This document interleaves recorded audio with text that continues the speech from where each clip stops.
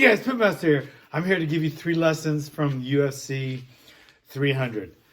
It's just like having your own sensei, like Sensei UFC. That's why we call it Sensei UFC.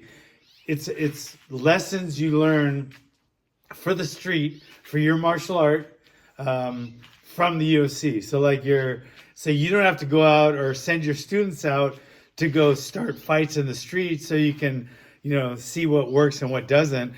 We have our own microscope and our own petri dish, stomping grounds or whatever you want to call it right there in the UFC. We got our own, we can create our own tests to see what'll work in the street. They do it for us, and I appreciate that a lot. But I'm going to give you 3. I'm going to show you what you can take from that fight and bring it into a street altercation if you got to defend your life or the life of or limb of your loved ones. So here's lesson number 1. Lesson number 1. Have a friggin' plan. Have a plan. Because if you don't have a plan when you're getting attacked, believe me, your attacker will have a plan and you'll be part of it. So you want to have your own plan, okay? I feel like Jamal Hill versus Alex Pereira, Jamal didn't really have a plan. He was being directed, he was being led, and Alex was leading the dance. So Alex had a plan, Jamal didn't. The way Alex, you could tell that Alex had a plan because even when he got kicked low, he was in the middle of perpetrating his plan. And when the referee came, he was like, nope, I'm good. I got a plan going on right now. So he was controlling the distance and the movement and the momentum. So while he was moving forward, Jamal was moving back. I didn't think Jamal had a plan because you can have a plan moving backwards. Boom, counter, boom, shot, boom, sidestep. You can use your opponent's aggression against them. But I don't think Alex was just waiting. He was being led. Alex was leading the dance. So you have to have a plan. Doesn't have to be moving forward, but you should have a plan no matter what. And if you don't, you're going to be part of your attacker's plan. All right? That's lesson number 1. All right? Lesson number 2. Always keep your hands up and your chin down in the pocket. When you're outside, you can drop your hands. You can, try to sucker him in or fake him, feint him, whatever. Keep your hands wherever. But when you're hitting the pocket, your hands should be up and your chin should always be down. You should be like the tank.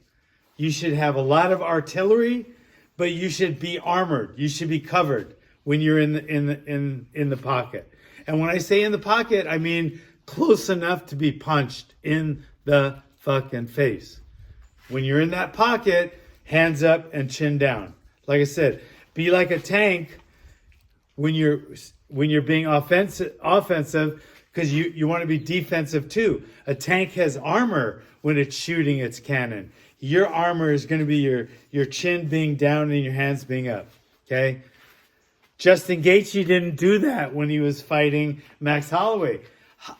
This means we're going to be in the pocket. But Justin Gaethje came in like this. He came in completely open. So he's throwing his punches, but he's not defending anything. He got knocked out. Lesson number 2. Keep your hands up and your chin down when you're in the pocket. Okay? Remember lesson number 1, have a fucking plan. Okay? Lesson number 3. This was a fight with Diego Yusuf, right? So Diego Lopes and Yusuf. And the lesson here is very clear. Don't be lazy. Don't be lazy in your techniques.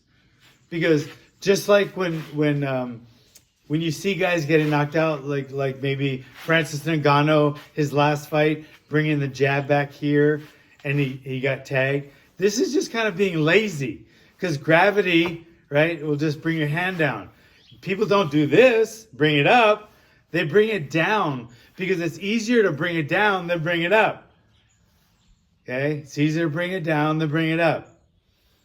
So it's just lazy, right? Tight clench. It's harder to try to bring your elbows together when you get someone in a tight clench than it is just to let them out. Okay? It's inertia. A body at rest stays at rest.